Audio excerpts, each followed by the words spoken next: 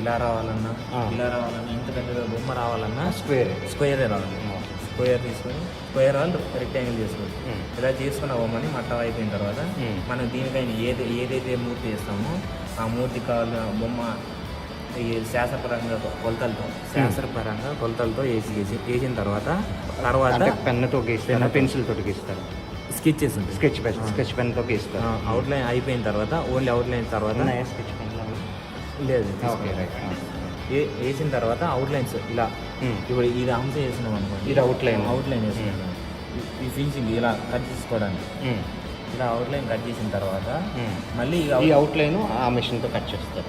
ఈ మిషన్తో కట్ చేసుకోవచ్చు. చిన్నది ఇలా కూడా బిట్ మిషన్ అది ఇలా రఫ్గా చేసుకోవచ్చు.